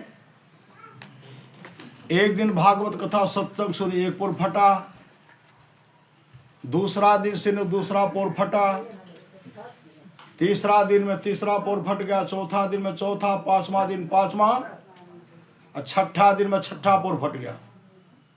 और सातवें दिन में सातवां पोर फटता है। सातवें दिन जैसे सातवां पोर फटता है, दिव्य रूप में प्रकट हो गया, भगवान विष्णु के रूप स्वरूप जैसा प्रकट हो गए। हाथ में शंख चक्र गदा पद्म है। भगवान विष्णु के पार्षद आते हैं, उनको विमान पर बैठा करके हरि कीर्तन करते हुए जब लेके चलने लग गए तमाम भक्त गौकर से कहते हैं, सत्संग तो हम लोग भी सुन रहे थे, लेकिन हम लोगों के लिए विमान नहीं आया, सिर्फ धुंधकारी के लिए क्यों आया?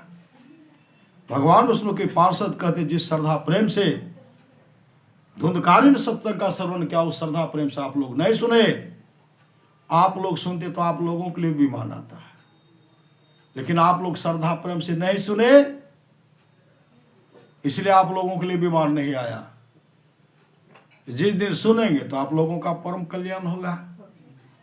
हरि कीर्तन करते उनको बैकुंठ धाम लेके चले गए।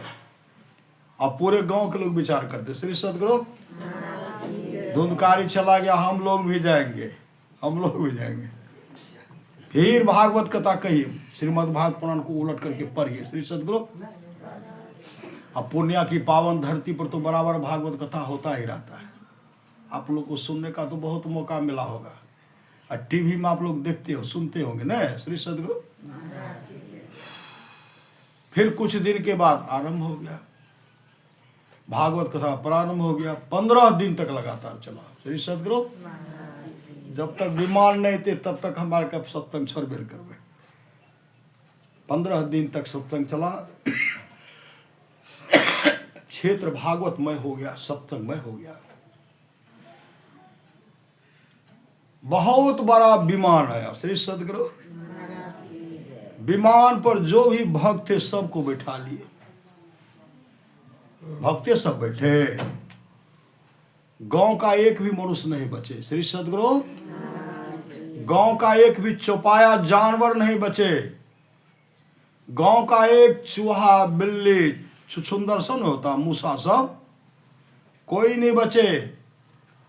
गांव का सर्प नहीं बचे, कीड़े मकोड़े नहीं बचे। जो भी इर्द गिर्द में जीव था सब दिव्य रूप धारण करके विमान पर बैठ करके बैकुंठ धाम को चला गया। ये सत्संग का फल है श्री सदगुरु। तो हम लोगों का भी काम बनेगा श्री सदगुरु। क्या बनेगा? हम लोगों का भी काम बनेगा, हम लोगों का भी जीवन मंगलमय होगा। अमर मुनि का उपदेश है, 100 काम को छोड़ करके स्नान करना चाहिए, 1000 काम को छोड़ करके भोजन करना चाहिए, 1,00,000 काम को छोड़ करके सत्संग करना चाहिए, करोड़ों काम को छोड़ करके अपने जीवन की बागडोर को संत सदगुरु के हवाले करना चाहिए। कर्णधार सदगुरु दृढ़ नावा। भगवान श्री कृष्ण के अमृत वाणी निष्पाप उद्धव जी, कोई कितना भी अश्वमेध यज्ञ कर ले, कृष्ण चंद्रायण आदि आदि व्रत कर ले, उसके द्वारा हमें सुलभता से प्राप्त नहीं होता। बस एक सत्संग ऐसा जरिया है जिसके द्वारा में सुलभता से प्राप्त हो जाता, उस भक्त के वश में हो जाता और उस भक्त का परम कल्याण हो जाता। परमाराज सदगुरु की वाणी है, थोड़ा सा भी सत्संग करो बड़ा लाभ होता है। जितना लाभ की बहुत धन के मिलने, बहुत विद्या के पढ़ने से होता, उतना लाभ सत्संग से होता है। नित्य नियमित ढंग से सत्संग करो, सत्संग से खाली कोई मत रहो। अभी अमृत की वर्षा हुई, अध्यात्म ग्रंथ का सार सार ज्ञान कह दिया। जिसको याद रहा उसको अमृत मिला, जिसको याद नहीं रहा उसने अमृत को खो दिया। पुनः सदगुरुराज कहते सत्संग करने के लिए बादशाही ठाट बाट की जरूरत नहीं है। वृक्ष के नीचे घास बिछा करके भी सत्संग करने के लिए सदा तैयार रहिए। सदा क्या रहिए? तैयार रहिए। सत्संग कराइए, सत्संग फिर गछ लीजिए। यह सत्संग अनिष्ट होने से बचाता है। पूरा सतगुरु महाराज कहते जिसके आसपास में सत्संग, वहां के लोग घर में बैठे रहे, सत्संग नहीं आवे नहीं जाए, समझिए ऐसे लोगों का भाग संस्कार बहुत गिरा हुआ है। पूरा सतगुरु महाराज कहते जो लोग बहुत दिनों से सत्संग करते आ रहे हैं, अभी कर रहे हैं, आगे भी करेंगे, वे सभी महासुख के भागी होंगे। तो गुरु महाराज के द्वारा आशीर्वाद मिल गया। श्री सतगुरु आप तमाम भाग्यशाली इसलिए सत्संग में आए हैं। जिन महापुरुष की दिवंगत आत्मा की शांति तो पुण्यतिथि के अवसर पर सत्संग कर रहे हैं, उन महापुरुष की आत्मा को शांति मिले। आप तमाम जो सत्संग आए हैं, तमाम का जीवन मंगलमय हो, मंगलमय होगा। श्री सतगुरु रामचरितमानस आया है, सुनि समझहि जन मुदित मनो मज्जहि अति अनुराग, लहै चारि फल छत तनु साधु समाज प्रयाग। जो साधु समाज उपदेशों को आनंद मन से सुनकर समझते हैं, वे मानो प्रयाग में अधिक प्रेम के साथ स्नान करते हैं, और इससे उनको चारों फल अर्थ धर्म काम और मोक्ष शरीर रहते पा लेता है। मज्जन फल देखिए तत्काला, अक्का कोई पिक बको माराला, सुनी आचरज करे जन कोई, सत्संगति महिमा नहीं गोई। ये तमाम चीज आज तक जिस किसी को प्राप्त हुआ है, सत्संग के प्रवास हुआ जाना चाहिए। मति की रति गति भूत भलाई, जब जही जतन जहां जय पाए, सो जानव सत्संग प्रभाव लोको वेदना अनुपाव। ये तमाम चीजें सत्संग से मिलता है। भगवान श्री राम कहते हैं भगति स्वतंत्र सकल सुख खाने, अबिनु सत्संग न पावे प्राणी। कागभूषण गुरु जी का संवाद है, सत्संगति दुर्लभ संसारा निमिष दंड भरी एको। 12 भगवान श्री राम कहते बड़े भाग पाइए सत्संगा, बिना प्रयास होई भव भंगा। भगवान श्री शिव जी मां पार्वती जी कहते गिरजा संत समागम, सवन लाभ कछुआन, बिनु हरि कृपा न होय सो गावे वेद पुराण। हे गिरजा, संतों की संगति के समान दूसरा लाभ नहीं है। बिनु हरि कृपा न होय सो गावे वेद पुराण। धन घरे सोई जब सत्संगा, धन जन्म दुज भगत अभंगा। सो कुल धन उमा सुनु, जगत पुष्प पुनेत। श्री रघुवीर परायण जहि नर उपज विनेत। राम कथा के ते अधिकारी, जिनके सत्संगति अति प्यारी। राम कथा सुनने के अधिकारी हैं, जिनको सत्संगति अत्यंत प्यारी है। ये कड़ाके के ठंडी में आप लोग आए श्री सद्गुरु, आकर के अपने जीवन को मंगलमय बनाए। एक हाथ में लड्डू छे, केहन लागते? एक हाथ के मिठाई केहन लगते? इस हाथ में कच्चा रसगुल्ला कैसा लगेगा? खाने खाएंगे तो केहन लगता है कि नमकीन नमचैन? श्री सद्गुरु इस हाथ का खाइए मीठा लगेगा, इसका इस हाथ खाइए मीठा लगेगा। इससे यही लोग सत्संग सुनेंगे, यही लोग पर लोग दोनों मंगलमय बनेगा। माता पिता का सेवा कीजिए, सौस ससुर का सेवा कीजिए, आपस में मेल से रहिए। दोनों हाथ में लड्डू, संसार भी बनेगा, परमार्थ भी बनेगा, और अंत में मोक्ष धाम को चले जाएंगे। श्री सद्गुरु इसलिए हर बात को भूलो भले, माँ बाप को मत भूलना, उपकार इनके लाखों, इस बात को मत भूलना। माँ बाप से बढ़कर जग में दूजा नहीं खजाना, जिसने जन्म दिया रे उसका दिल कभी न दुखाना। माँ बाप से बढ़कर दूजा प्यार नहीं छे, अभागलू मानव जकरा माँ और बाप नहीं छे। माँ के दूध से बैठ बैठ के कोई रस कदम कच्चा पक्का मिठाइयों नहीं छे। श्री सद्गुरु इसलिए सत्संग नित्य और ध्यान नित्य संलग्नता के साथ कीजिए। ये लोक परलोक मंगलमय हो और आप तमाम का जीवन मंगलमय हो, यही सद्गुरु आशी प्रार्थना है। बोलिए प्रेम से श्री सद्गुरु महाराज की जय। हम लोग महेंद्र बाबा से कुछ भजन सुनेंगे, भजन रखने चाहिए।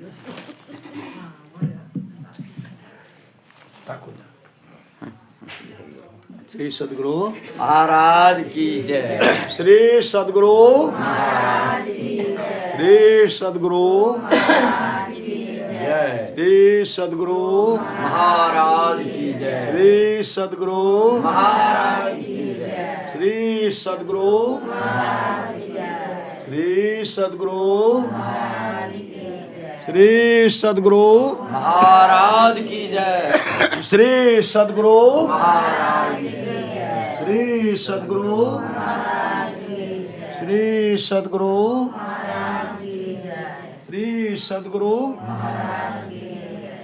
अभी श्री सद्गुरु महाराज की जय। श्री सद्गुरु श्री सद्गुरु महाराज की जय। श्री सद्गुरु झलके छ न झलके छ सबको जब तक धरती रहती तब तक रवे होते जय गुरु महाराज जय।